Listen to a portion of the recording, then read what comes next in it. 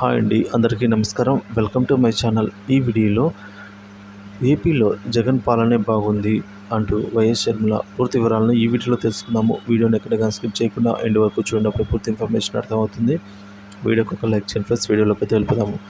AP CM Chandrababu గారి పాలనపై అయితే షర్మిల గారు కీలక వ్యాఖ్యలు చేశారు. కూటమి ప్రభుత్వం పాలనలో 2 నెలలు గడిచిపోయింది. చంద్రబాబు ప్రకటించిన సూపర్ 6లో మహిళలకు ఫ్రీ బస్సు వాగ్దానంపై ఉలుకు పలుకు ఇంతవరకు లేదు. ఉచిత బస్సు ప్రయాణంపై ఆడబిడ్డలు ఎదురుచూస్తున్నారని అయితే చెప్పారు. తెలంగాణలో అధికారంలోకి వచ్చిన నెలలోపు, అలాగే కర్ణాటకలో 3వ వారంలోపే ఈ పథకాన్ని అమలు చేసింది అని చెప్పేసి ఆయా రాష్ట్ర ప్రభుత్వాలు అమలు చేయగలిగాయని షర్మిల తెలిపారు. ఈ విధంగా ఉచిత బస్సు ప్రయాణం వాగ్దానంపై ఇంకా చంద్రబాబు మాట నిలబెట్టుకోలేదన్నారు.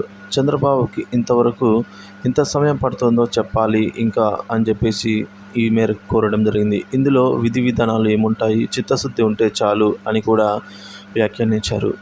ఈ క్రమంలో సూపర్ 6లో ఒక 6 అన్నారు. సూపర్ 6లో మిగతా పథకాలు వెంటనే అమలు చేయాలని, అమ్మకి వందనం అనే పథకాల్లో క్లారిటీ లేదు. ఎంతమంది బిడ్డలు ఉంటే అంతమందికి 15,000 రూపాయల చొప్పున అందజేస్తామని చెప్పారు. అమ్మకు వందనం పథకంపై ఇచ్చిన క్లారిటీలో అయితే ఆ జీవోలో క్లారిటీ అయితే లేదు. ఎంతమంది బిడ్డలు ఉంటే అంతమందికి ఇస్తారా, లేదంటే ఒక్కొక్క తల్లికి 15,000 ఇస్తారా అనేది పూర్తి క్లారిటీ అయితే రావాల్సి ఉంది అని చెప్తున్నారు. ఈ మేరకు నారా లోకేష్ గారు అయితే మనకు క్లారిటీతో వచ్చినప్పటికీ కూడా అమలు అయ్యేసరికి అయితే ఇంకా ఈ సంవత్సరం ఇవ్వలేమని అయితే చెప్తున్నారు. ఎంతమంది బిడ్డలు ఉంటే అంతమందికి 15,000 ఇవ్వాల్సిందే అని కూడా షర్మిల గారు ఈ మేరకు పేర్కొన్నారు. ఈ ఏడాది జరిగిన ఎన్నికల్లో సీఎంగా చంద్రబాబు అవ్వాలా వద్దా అనే కోణంలో జరిగాయి. కాబట్టి చంద్రబాబు సీఎం కావాలని అనుకున్న వాళ్ళు కూటమికే ఓటు వేశారు. సీఎం వద్దు అనుకున్న వాళ్ళు జగన్కి వేశారు. అంతేగాని జగన్ మీద ప్రేమ ఉండి కాదు అని చెప్పి షర్మిల ఎద్దేవా చేశారు జగన్ గురించి. ఈ నేపథ్యంలో పెద్ద మనసుతో వచ్చినందుకు తెలంగాణ సీఎం రేవంత్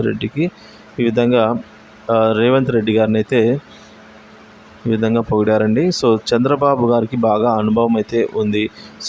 రాష్ట్రాన్ని 4 సార్లు సీఎంగా అయిన అనుభవం అయితే ఆయనకుంది. రాష్ట్రాన్ని నడపలేమని చెప్పడం సరికాదు, ఏదైతే నిధులు లేవు సంపద సృష్టించగలడు అని చెప్పేసి కూడా చెప్తున్నారండి షర్మిల గారు. ఇక సమర్థుడు అని ఆయన ప్రజలు మనకు సమర్థుడు కాబట్టి ఆయనకు ప్రజలు అవకాశం ఇచ్చారు. కాబట్టే కేంద్రం వద్ద రాష్ట్ర హక్కుల కోసం కొట్లాడి ప్రత్యేక హోదాని కూడా తేవాల్సిందే అని చెప్పేసి వైఎస్ షర్మిల గారు తెలిపారండి.